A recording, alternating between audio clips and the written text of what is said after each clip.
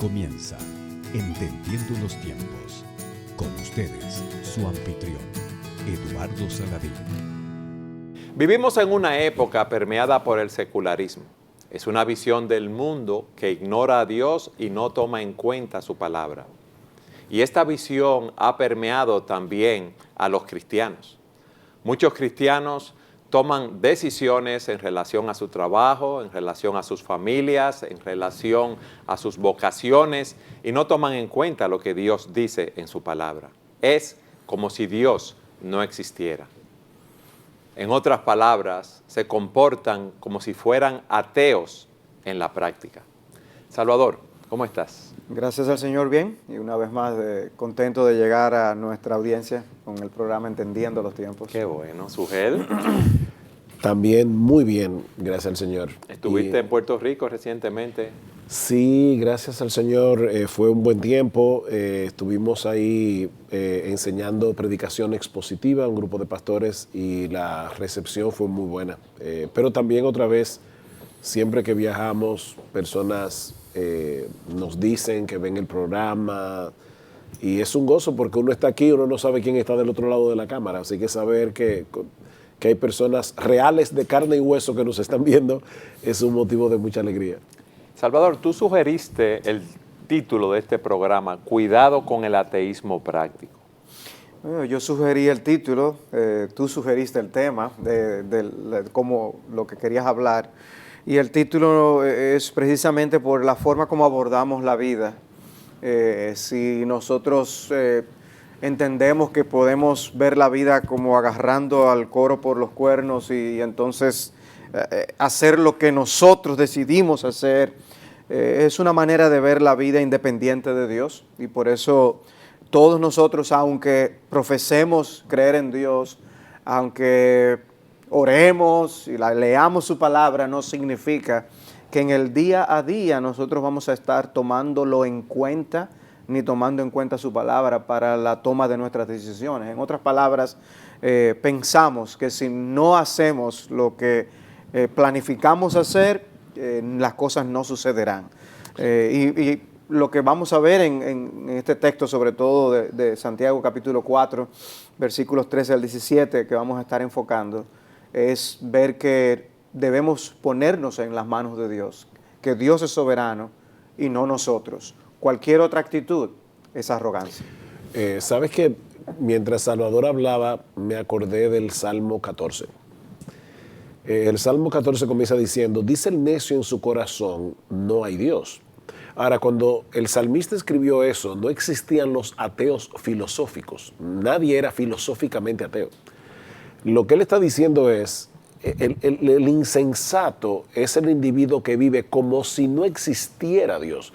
No es que él está convencido de la no existencia, es que no le importa. Sencillamente, si Dios está ahí, si no está ahí, si Él escribió un libro, si Él se reveló a nosotros, eso es completamente irrelevante para este tipo de personas. Y eso es básicamente lo que el salmista está planteando. Por eso dice, ese ateísmo práctico tiene consecuencias, porque entonces la gente vive como le dé la gana. ¿Qué les parece si leemos el texto? Porque creo que no? puede orientarnos y ubicarnos en cuanto a qué es precisamente lo que queremos transmitir con el programa de hoy. Que de paso, Sugel, yo había anotado el mismo versículo que tú mencionaste, de ese decirnos en nuestro corazón. No es algo que ni siquiera ventilamos verbalmente, es una actitud del corazón. ¿Y cuál es la actitud? Bueno, en el libro de Santiago, capítulo 4, versículo 13, dice, oíd ahora los que decís, hoy o mañana iremos a tal o cual ciudad y pasaremos allá un año, haremos negocio y tendremos ganancia. Saben hasta lo que van a ganar. Sin embargo, no sabéis cómo será vuestra vida mañana. Solo sois un vapor que aparece por un poco de tiempo y luego se desvanece. Más bien, debierais decir, si el Señor quiere, viviremos y haremos esto o aquello.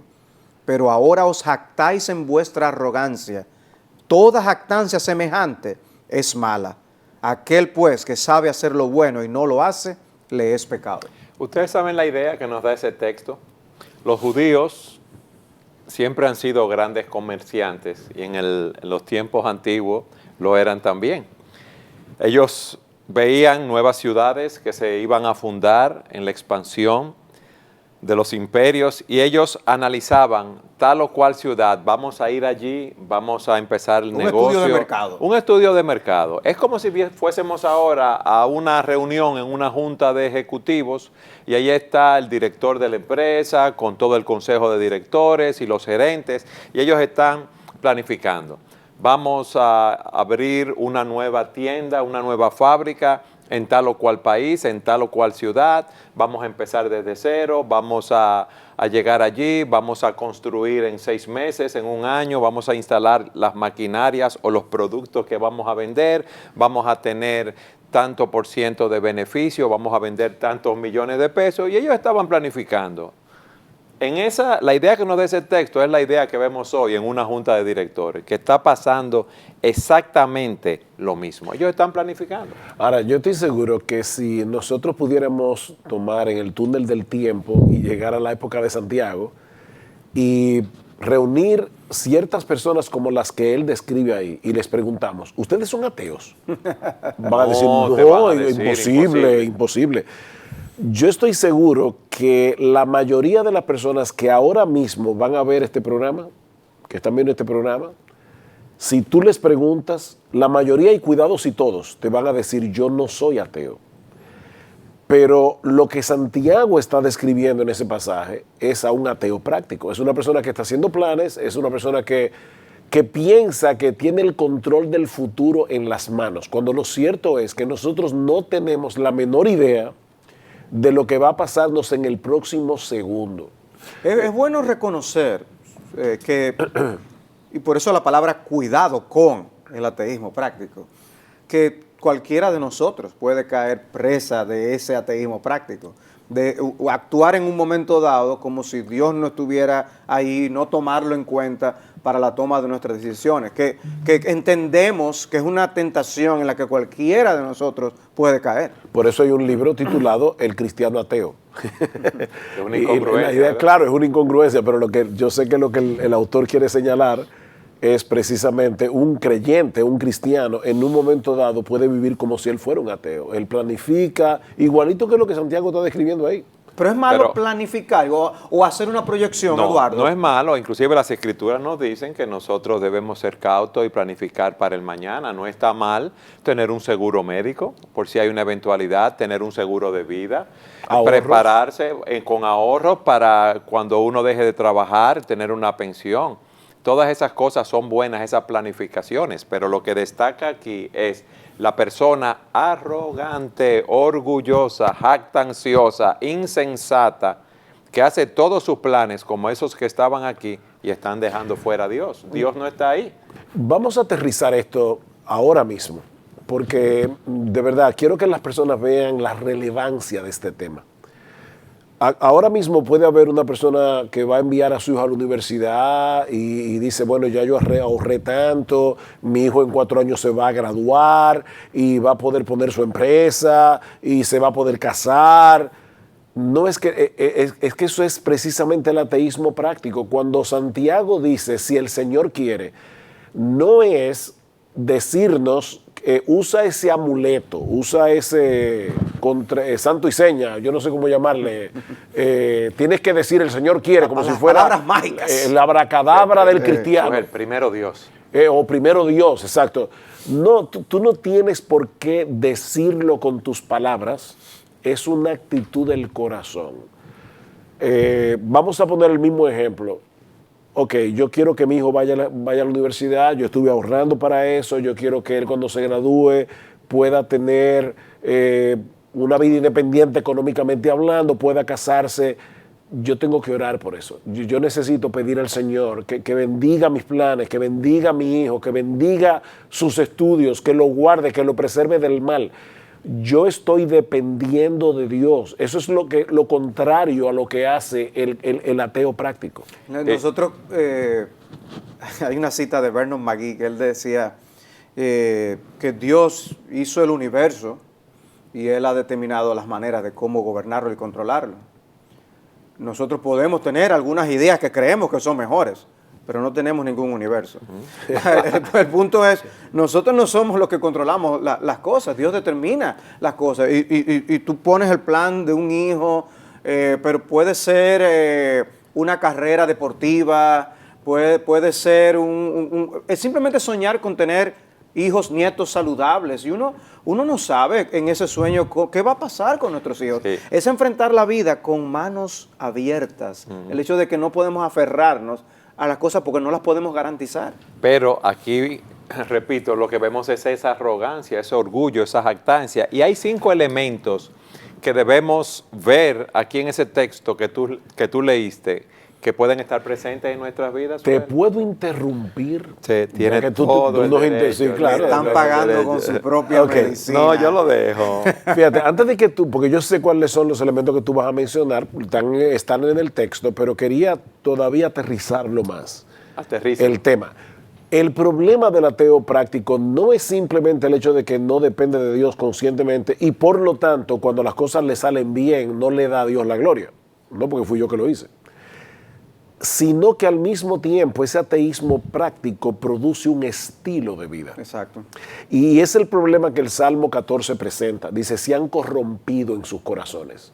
El necio que dice en su corazón no hay Dios, tampoco le importa lo que dice Dios acerca de cómo hacer negocios, de cómo criar a los hijos, de cómo ser un buen esposo, de cuáles son los valores que deben gobernar mi vida. No me importa, yo simplemente vivo como a mí me parece que es. En como otras debo palabras, vivir. en la frase, si Dios quiere, haremos esto o aquello, es porque nos interesa la voluntad de Dios.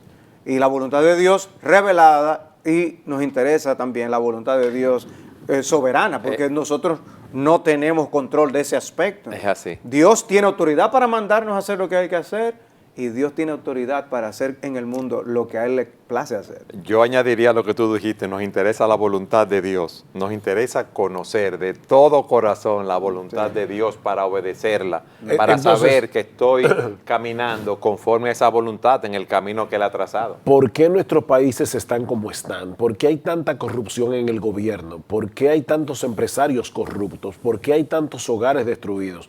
¿Por qué hay tantos jóvenes que viven una vida completamente alocada? ¿Por qué?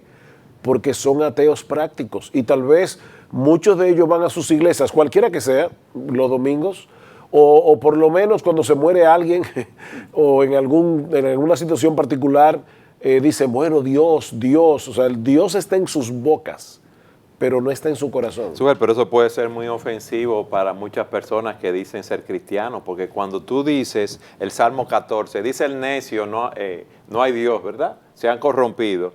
Él dirá, bueno, eso es para aquellos que no conocen a Dios, pero yo conozco a Dios.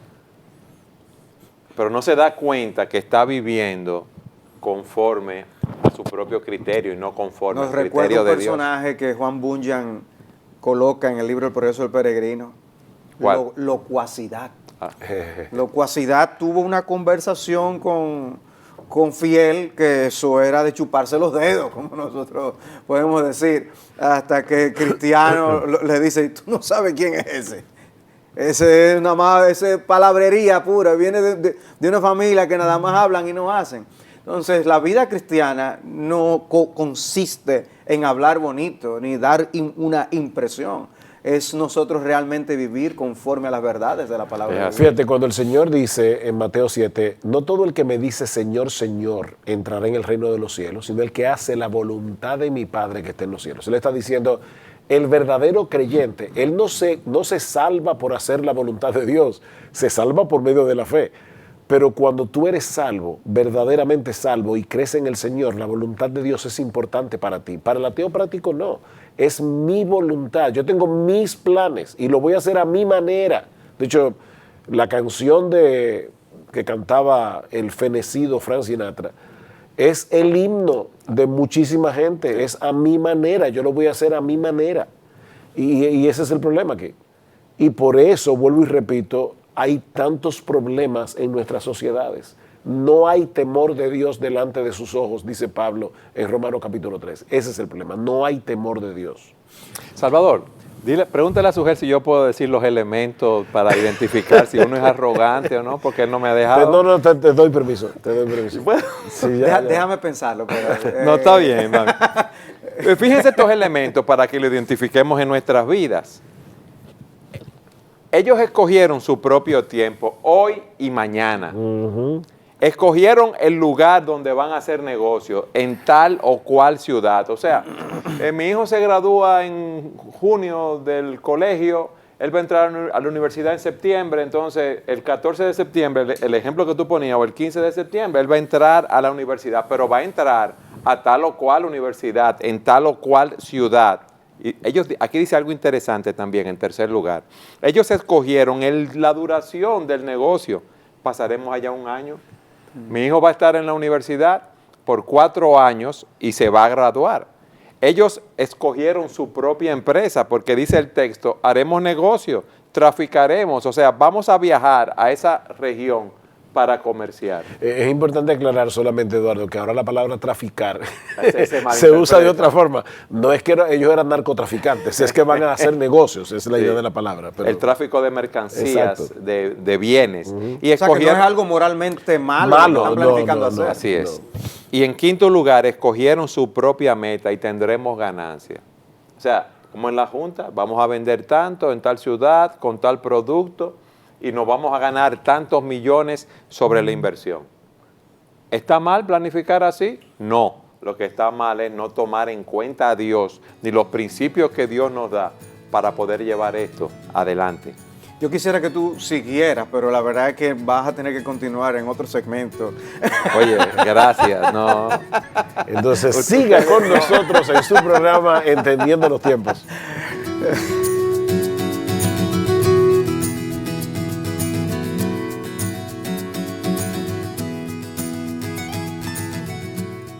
El tema que estamos estudiando en nuestro programa de hoy es el ateísmo práctico.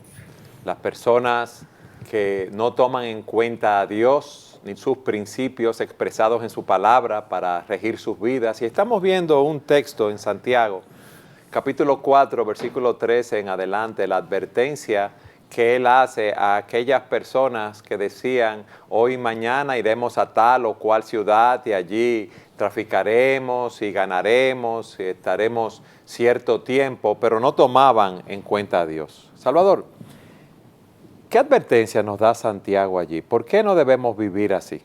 Habíamos hablado de que no somos soberanos en nuestras vidas, que no somos señores de nuestras vidas, que debemos tomar en cuenta a Dios, pero ¿qué advertencia específica Él nos da? Bueno, es interesante la expresión que aparece en el versículo 14 del texto cuando dice, no sabéis lo que será mañana, porque ¿qué es vuestra vida? Dice, ciertamente es neblina que se aparece por un poco de tiempo y luego se desvanece. En otras palabras, nosotros no solo no tenemos control de la vida, es que la vida es incierta. Hay una brevedad que caracteriza la vida. De hecho, no importa cuánto una persona viva, hay cosas que le parecen que fue ayer. Y en ese aspecto, el planificar cosas a largo plazo no es malo en sí mismo. Hay planificación a corto, mediano y largo plazo. Pero el asumir que las cosas serán como las planificamos es una actitud incorrecta. Y digo actitud con énfasis. Es un problema de actitud del corazón. Es una forma de abordar la vida, es una forma de abordar el control que podemos tener de las acciones y sus consecuencias. Y en este caso, está diciendo la vida es como una neblina, es como ese pequeño vapor que podemos ver en un momento dado, que está allí y luego no está. Y la vida es así, no podemos hacer planes como si la vida fuera nuestra. Dios es soberano, Él tiene control de todas las cosas, nosotros no. Y son tantas las variables que debemos tomar en cuenta, nuestra propia salud, eventos externos. Lo que estamos viviendo en estos días en nuestra nación, con ese horrible y triste accidente que cobró la vida de 5 jóvenes, y cómo se enorgullecían de las cosas que podían estar haciendo y disfrutando y enfrentando aún los peligros y los riesgos que tenían por delante con una actitud superficial y vana. O sea, no, la vida debe ser tratada con el carácter sagrado que amerita y sabiendo que debemos valorarla y protegerla. En ese sentido, el tomar la vida como si fuera para nosotros eternamente y siempre en este mundo es una actitud incorrecta. Yo estaba pensando en ese tiroteo que hubo recientemente en El Paso, Texas. Esa gente seguro que tenía planes de cosas que querían hacer al otro día. Así es. ¿Cómo iban a pensar que en la ciudad más segura de Estados Unidos, El Paso es la ciudad más segura de todo Estados Unidos? No sabía eso, Subel. El índice de criminalidad en El Paso, yo viajé hace unos años a Ciudad Juárez, que es una ciudad muy peligrosa. México. En México, aunque la criminalidad también ha bajado en Ciudad Juárez a como estaba en años anteriores, pero es increíble porque está paralelo al Paso y El Paso es la ciudad más segura. El índice de criminalidad es como 9 asesinatos al año o una cosa así. ¿Quién iba a pensar que una persona iba a venir con un rifle y iba a comenzar a matar personas en un centro comercial?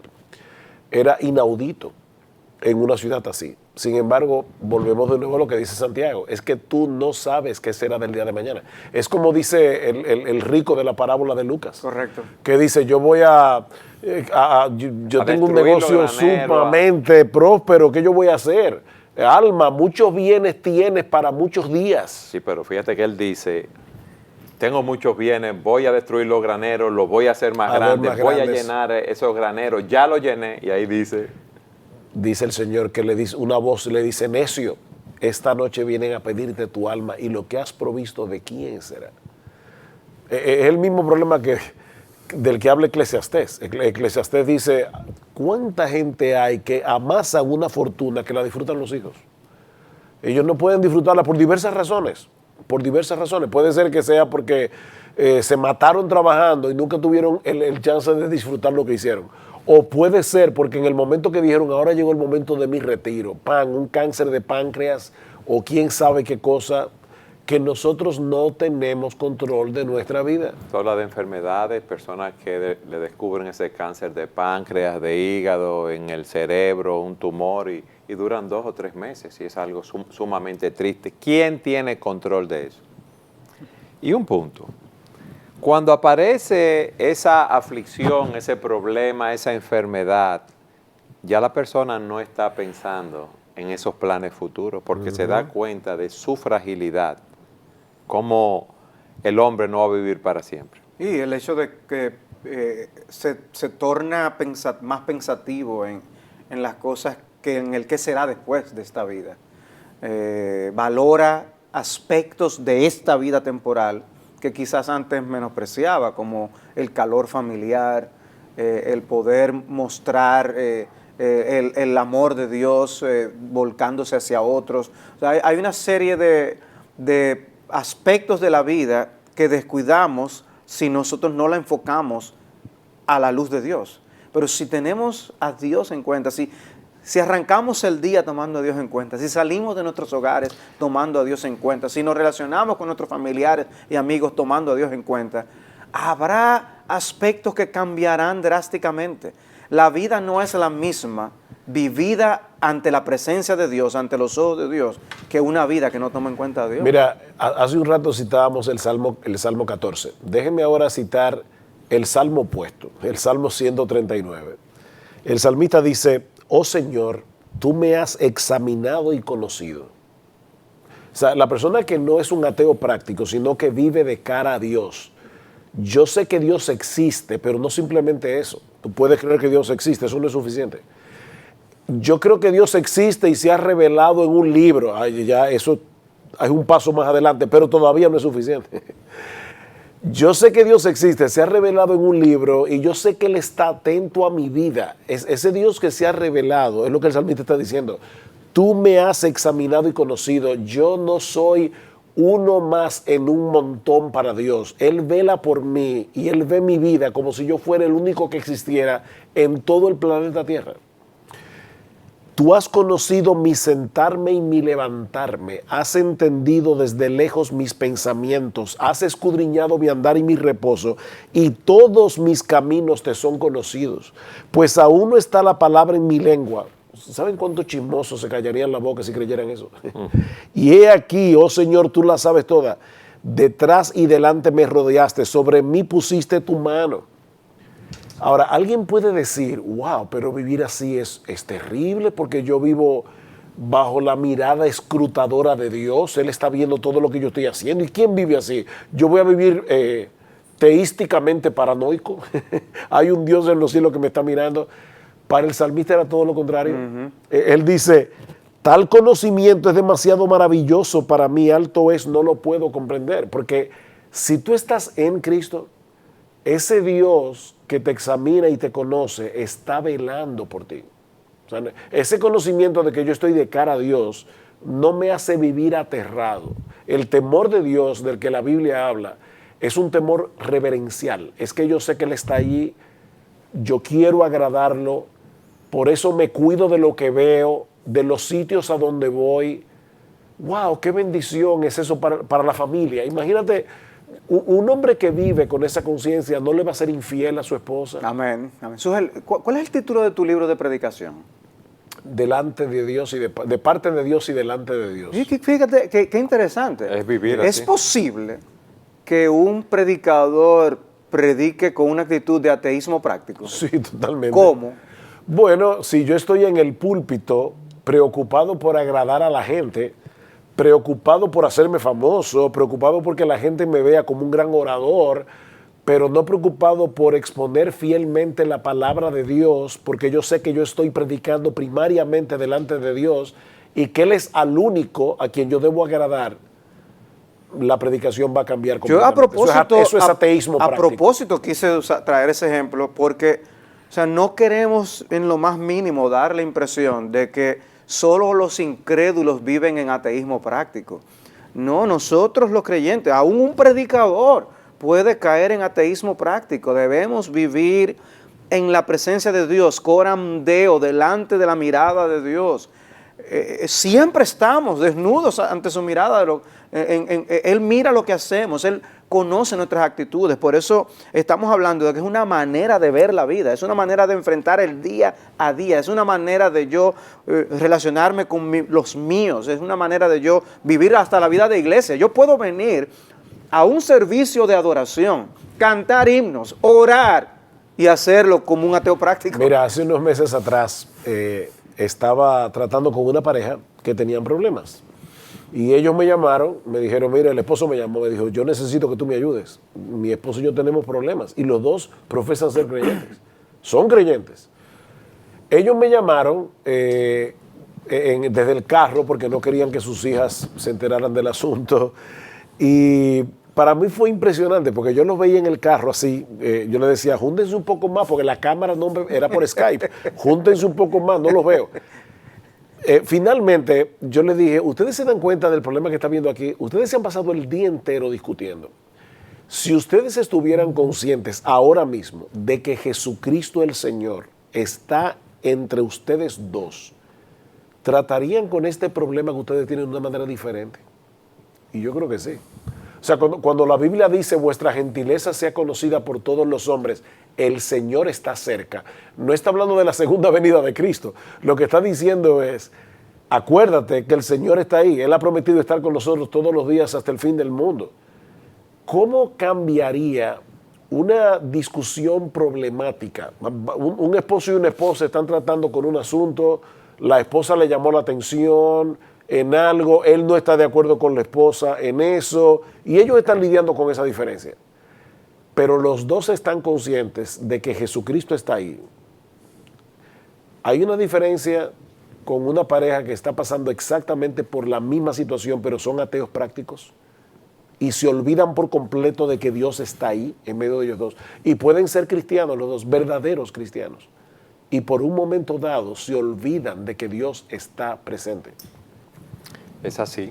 El texto nos dice que debemos poner a Dios, si Dios quiere, de corazón, como tú nos explicaste, Salvador, en todo lo que nosotros hacemos, no vivir de espalda a Dios como los ateos prácticos. Pero nos dice cuál es la razón que nos lleva a darle espalda a Dios. Es nuestro orgullo. Porque dice, Pero ahora os jactáis en vuestra arrogancia, toda jactancia es mala. Esos comerciantes habían hecho su viaje, habían ido a tal o cual ciudad y las cosas habían salido como habían planificado. Habían llevado a cabo sus empresas, tenido beneficio y entonces dijeron, lo que yo planifico me sale tal cual yo lo planifico. Como decimos nosotros aquí en República Dominicana, yo mismo soy. Yo soy Superman, yo soy el superhéroe, yo puedo hacer las cosas como a mí me parezca. Se nos olvida quién es que nos da esos dones y esos talentos para nosotros comerciar. ¿Quién nos los da esos dones? Es el Señor. Ustedes recuerdan la historia de la muerte en Samarra. Esa historia es interesante porque hay un individuo que está, se les revela que la muerte lo va a buscar en la ciudad donde él vive. Y entonces alguien le dice, mira, la muerte viene hoy a buscarte. Entonces el individuo se va corriendo, sale de la ciudad y se va a una ciudad llamada Samarra. Y entonces de repente él llega y la muerte lo encuentra ahí. El asunto es que la historia es que la muerte lo había visto en el mercado de la ciudad donde él vivía esa mañana y lo había mirado raro. Y entonces finalmente cuando él huye a Samarra se encuentra con la muerte de nuevo allá y le dice, pero yo te vi esta mañana y tú me miraste raro. Dice, sí, porque yo sabía que me iba a encontrar contigo aquí hoy, no allá. O sea que el asunto es cuando el día que está determinado para ti, tú no tienes control de eso y no hay manera de evitar que te vas a morir ese día. El problema es que tú no sabes cuándo ni sabes cómo. Entonces cuando tú planifiques, recuerda eso. Yo siempre me acuerdo, y lo he citado antes en programas anteriores, a mi papá. Mi papá siempre decía, calcula el moquillo.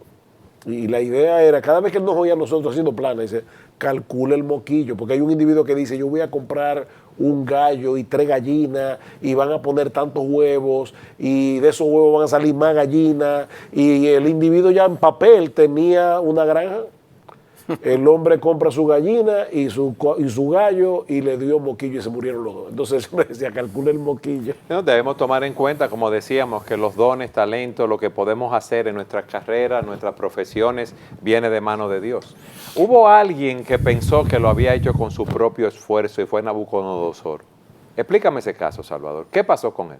Bueno, esa historia está en el libro de Daniel. Nabucodonosor era el hombre más poderoso del mundo, el imperio más grande de Babilonia, y conocemos de aún los famosos jardines colgantes de Babilonia y la fama que ese imperio tuvo.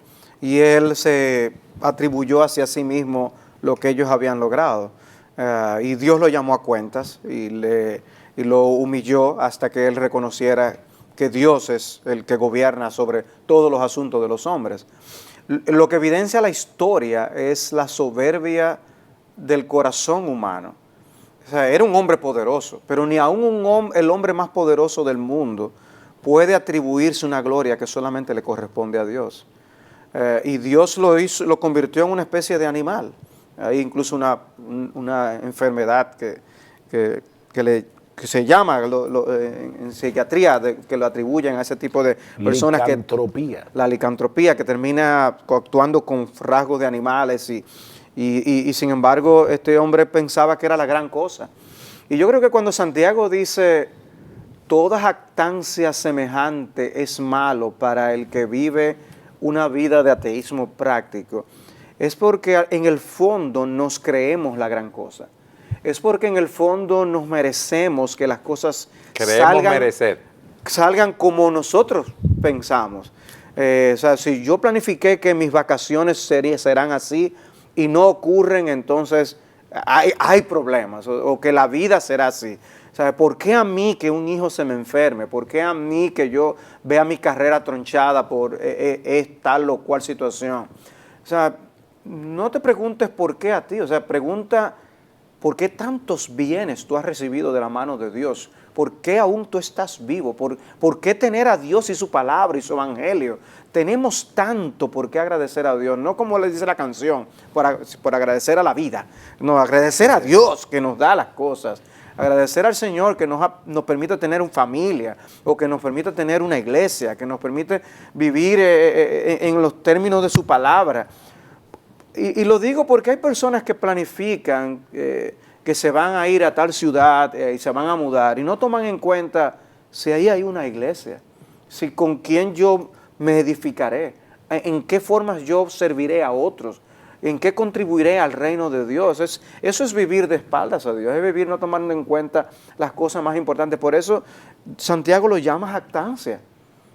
Y el tipo de vocabulario que la Biblia usa para referirse al orgullo y a la vanagloria son términos normalmente que muestran que en el fondo nosotros nos exaltamos a nosotros mismos, nos levantamos a nosotros mismos por encima de Dios.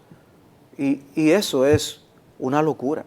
Por eso es que llama necedad, por eso es que dice el necio en su corazón. Por eso al rico de la parábola que tú mencionabas le dijeron, necio, esta noche vienen a pedirte tu alma. Es necedad. Alguien puede estar pensando, bueno, ese ejemplo que Eduardo le preguntó a Salvador de Nabucodonosor es porque era un rey y el esplendor lo mareó, pero hay personas que dicen, yo no tengo vanidad, yo no tengo orgullo, sujeto. ¿Hay alguien que esté exento o libre de eso? No, Salvador dice eso, él no es vanidoso. Nada de eso. No. Aún los cristianos somos orgullosos en recuperación. El orgullo y el egoísmo son el ADN del pecado y nosotros somos pecadores. El gran problema del hombre es que desde que el pecado entró en el mundo, nosotros nos hicimos egoístas y nos hicimos orgullosos. El Evangelio me da la gracia para yo poder luchar eficazmente contra esos pecados, pero tengo que luchar contra ellos todo el tiempo. Decía Spurgeon, un gran predicador inglés del siglo XIX, dice, si yo no corto la hierba del orgullo todos los días, a la semana la tengo hasta el cuello. Eso es un problema perenne para el hombre. Hasta que nos muramos vamos a estar lidiando con el orgullo y con el egoísmo. Y es el orgullo lo que lleva al hombre a creer que tiene control de su vida. Vamos a una pausa. En el próximo segmento yo quiero que ustedes nos expliquen cuál es la forma, la manera de yo combatir ese orgullo y ese egoísmo. Siga con nosotros en su programa Entendiendo los Tiempos.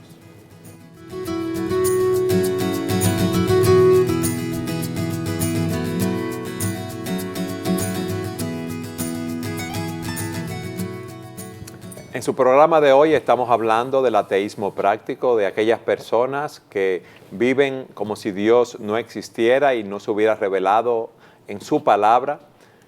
Hemos visto en ese texto de Santiago, capítulo 4, versículo 13 en adelante, el tipo de personas que planificaban lo que iban a hacer, cuál serían sus vidas, sin tomar en cuenta a Dios. Y Sugel y Salvador nos explicaban cómo la raíz de todo esto no es más que el orgullo y el egoísmo. Y ahora nos van a explicar cómo podemos combatir ese orgullo y ese egoísmo para poder poner primero a Dios en nuestras vidas. ¿Quién quiere empezar de los dos? Bueno, quizás es importante enfatizar aquí. Decíamos al principio que la mayoría de las personas que están viendo este programa probablemente dicen yo creo en Dios. Entonces, vamos a comenzar por ese punto. La Biblia dice que creer en Dios no es suficiente. De hecho, en la misma carta de Santiago, dice, tú crees que Dios es uno, bien haces, los demonios también creen y tiemblan. En otras palabras, los demonios saben que existe Dios y eso no los hace creyentes. Entonces, el punto no está simplemente en tener fe en Dios en sentido general. Sí, porque hay muchas personas que conocen acerca del Evangelio, los hechos de Jesucristo, su muerte, su resurrección, pero el conocer es un elemento de la fe. No, y te pueden decir, no, yo sé que la Biblia es un libro inspirado, que la Biblia es el libro de Dios. O sea, que te pueden asentir que creen. Sí, y todavía eso no es suficiente. La Biblia dice que la única manera de conocer a Dios, de verdaderamente conocer a Dios, es reconocer que somos pecadores, arrepentirnos de nuestros pecados y confiar enteramente en la obra salvadora de Cristo en la cruz del Calvario y entregarle por entero nuestra vida a Él. Entonces, conocer a Dios como la Biblia dice que debe ser conocido es únicamente a través de Jesucristo. Y no Jesucristo como un ejemplo, porque yo puedo tener a Cristo como un ejemplo de vida y eso tampoco es suficiente. Es tener a Cristo como Salvador. Yo soy pecador, necesito ser salvado y el único que me puede salvar es Jesucristo. El arrepentimiento y la fe son como las dos tenazas con las que yo me aferro de Jesús. Eso es lo primero. Entonces, para librarnos del ateísmo práctico, lo primero que yo tengo que hacer es reconocer que soy un pecador y confiar en Jesucristo. Así comienza mi andar con Dios, mi conocimiento de Dios a través de su palabra. Entonces yo le preguntaría a la persona que nos está viendo, ¿alguna vez tú te has visto a ti mismo como un pecador que mereces la condenación del infierno y has confiado no en tu religión, no en tus buenas obras, no en tu decencia, sino únicamente en Jesucristo para ser salvo? Si tu respuesta es que no, es mi deber, y con amor te lo digo, decirte, tú eres un ateo práctico. Tú no tienes a Dios en tu vida. Porque Cristo dice, yo soy el camino y la verdad y la vida. Nadie viene al Padre sino por mí. El que no viene a Cristo, a Dios el Padre a través de Cristo, es un ateo práctico. Todavía no tiene a Dios, ni conoce a Dios como debe ser conocido. ¿Qué debo hacer luego, Salvador? Bueno, el texto nos recomienda la actitud que debemos tener. Recuerden que hemos estado diciendo que es un problema de actitud. No es simplemente falta de conocimiento, es que no tenemos una actitud correcta ante Dios y ante la vida. Dice, no sabéis cómo será vuestra vida mañana. Somos un vapor que se aparece por un breve tiempo y luego se desvanece. Dice, más bien debierais decir, si el Señor quiere, viviremos y haremos esto o aquello. Y aclaramos hace un rato que no se refiere a una expresión mágica de que simplemente si la mencionamos, si Dios quiere, ya cumplí y tengo la actitud correcta. No, es yo verdaderamente encomendarme a Dios en todas las cosas. Es yo realmente reconocer, como Cristo hace en esa oración en Getsemaní, Señor, que no se haga mi voluntad sino la tuya. Y Él está rogando que lo libre de tomar esa copa amarga de lo que iba a enfrentar en la cruz del Calvario. Pero esa actitud de decir que no se haga mi voluntad sino la tuya, es el tipo de actitud que debemos tener en todas las cosas.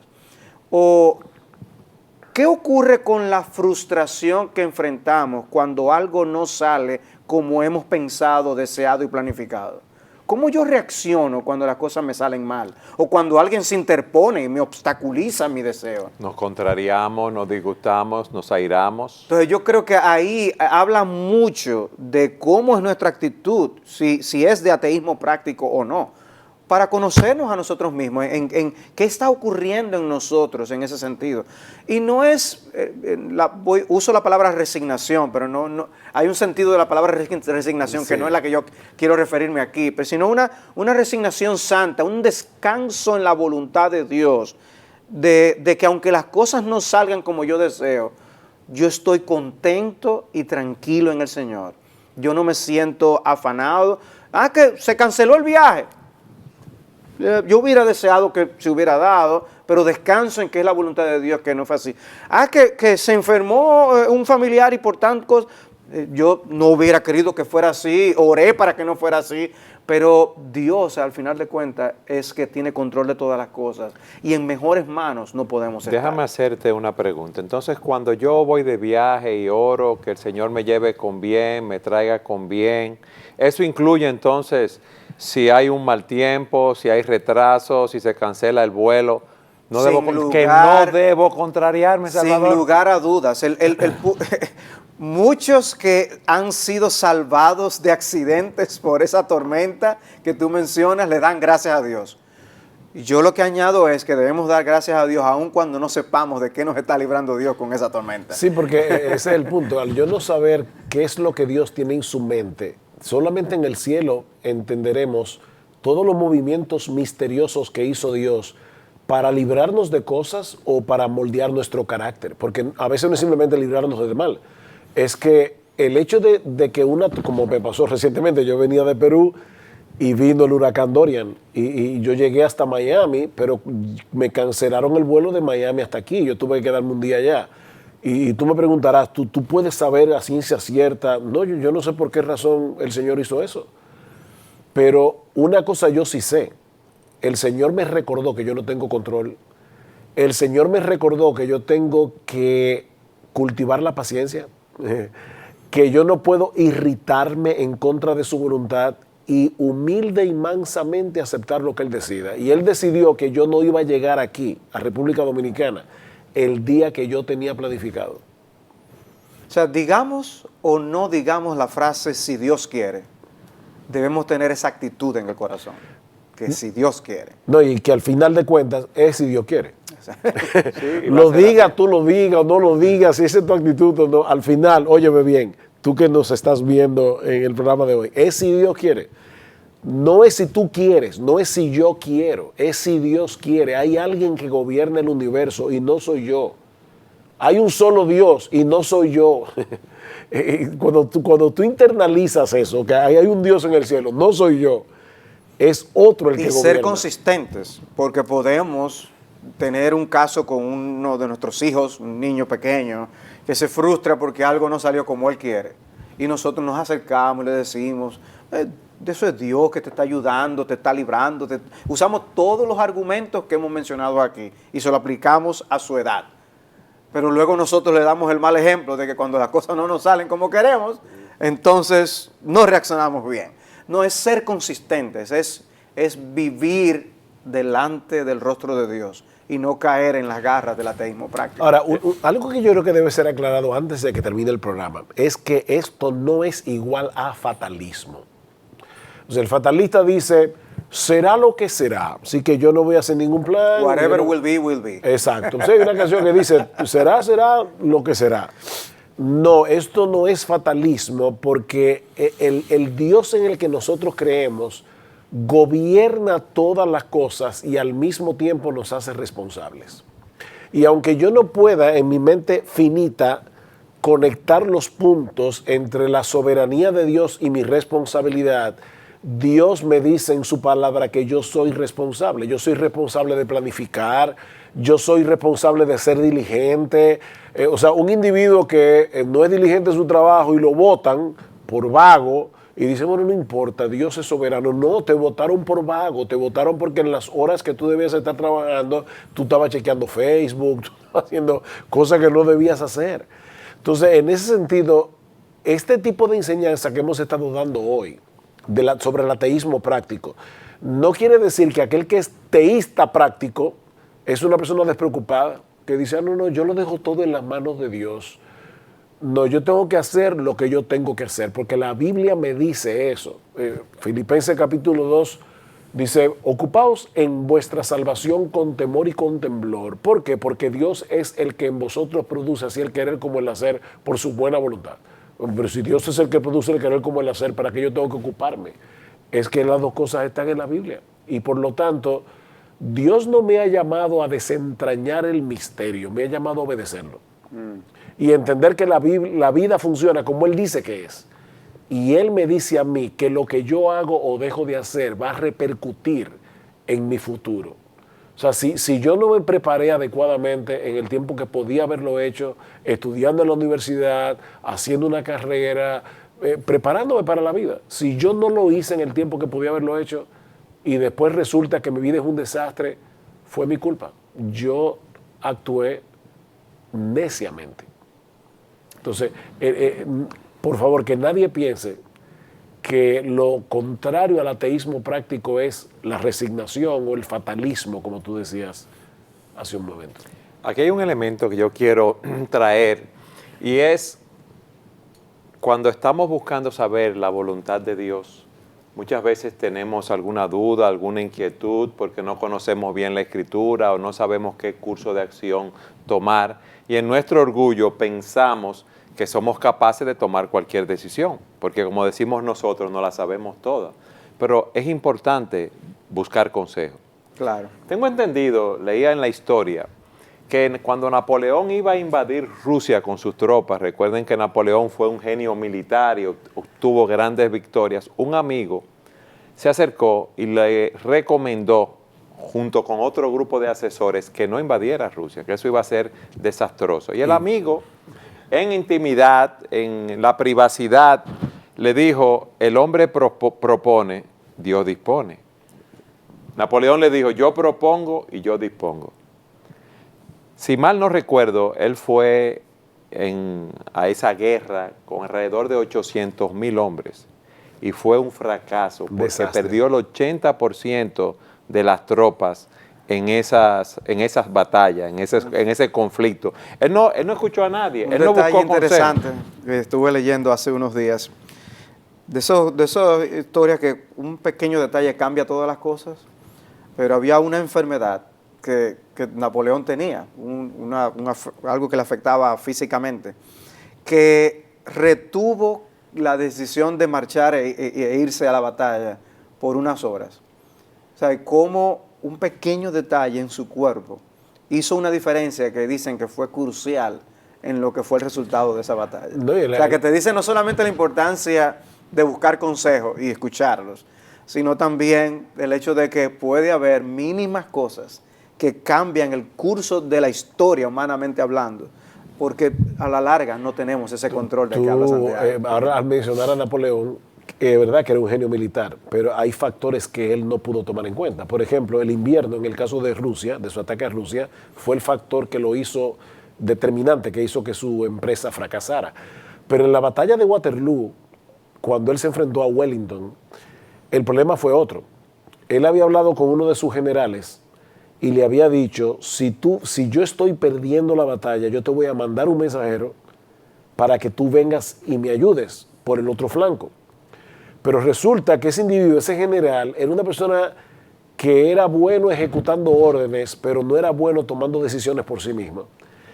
Y dice Stefan Zweig en su libro Momentos Estelares de la Historia, que Napoleón está perdiendo la batalla, este general está en un alto mirando lo que está pasando y sus otros generales le decían, ataca ahora, defiende a Napoleón. Pero él decía, no, porque él me dijo que él me va a enviar un mensajero, pero resulta que el enemigo había cortado el paso, Wellington había cortado el paso y el mensajero no podía llegar, no pudo llegar. Y dice Stefan Zweig, ese segundo cambió la historia de Europa entera. Porque si ese hombre hubiera defendido a Napoleón, la historia hubiera sido otra. La historia de Europa entera hubiera cambiado. Por un segundo de indecisión de uno de los generales de Napoleón. Entonces tú puedes ser un genio de la finanza, tú puedes ser un genio de la medicina, tú puedes ser un genio en lo que sea. Y aún así la vida no depende de ti. Y tus empresas, ya ideadas en tu genialidad, depende de tantos factores externos a ti que tú no puedes estar seguro de que lo vas a poder cumplir. Entonces, cuando tú dices, ¿cómo nos libramos del ateísmo práctico? Siendo humilde, es humilde reconocer que tú no tienes el control. No importa que tú seas bueno, porque hay una falsa humildad en decir, no, yo no soy bueno en nada. No, pero si tú eres bueno en economía, tú eres bueno en economía. Eso, Dios te lo dio un talento, tú no tienes que negar eso. Pero aún tú seas bueno en economía, lo que tú planificas no depende de ti. Es así. Mira un caso de alguien que se autoexaltó y fue un caso muy triste. Los Beatles, ese grupo de rock and roll que fue famosísimo, se destacaron mucho, tuvieron fama mundial y uno de los integrantes, John Lennon, dijo una vez que ellos eran más conocidos que Jesucristo. Ellos se creyeron como si quizás eran dioses o algo así, o que habían alcanzado el éxito por su propio esfuerzo, por su propio talento. Y aunque una cosa no está relacionada con la otra, con toda esa fama y con todo ese dinero, mira cómo su vida acabó cuando fue asesinado por una persona que le disparó fuera de su apartamento. Qué triste. Y así estamos expuestos porque no tenemos control, no sabemos lo que va a pasar, no sabemos cómo nos cruzaremos con otro que tiene intenciones de mal, no lo sabemos, pero por eso debemos encomendar a Jehová, al Señor, nuestro camino, todas nuestras empresas, todos nuestros anhelos, todos nuestros planes, y que el Señor los confirme y los afirme según su voluntad. O sea, ¿quién le iba a decir, ahora que tú dices John Lennon, quién le iba a decir a John Lennon que Mark Chapman esa mañana le iba a pegar un tiro y lo iba a matar? Era un hombre joven todavía. Sí. John Lennon estaba, John Lennon como artista hubiera podido llegar tan lejos como ha llegado Paul McCartney, que es el Beatle que queda todavía vivo, y McCartney se ha hecho ultra, súper famoso aún solo. John Lennon tenía capacidad para eso, pero no, un balazo le cegó la vida. Y yo no sé cuántos planes tenía John Lennon en su cabeza el día que lo mataron. Y esa es una bala que llevaba su nombre, porque la persona le disparó a él. Exacto, A otros son por balas perdidas. Y como quiera, o sea, es que no sabemos, la vida es incierta. Por eso nuestra confianza debe estar en el Señor. Como decíamos, encomienda al Señor tu camino y confía en Él, y Él hará. Gracias por haber estado con nosotros en su programa Entendiendo los Tiempos.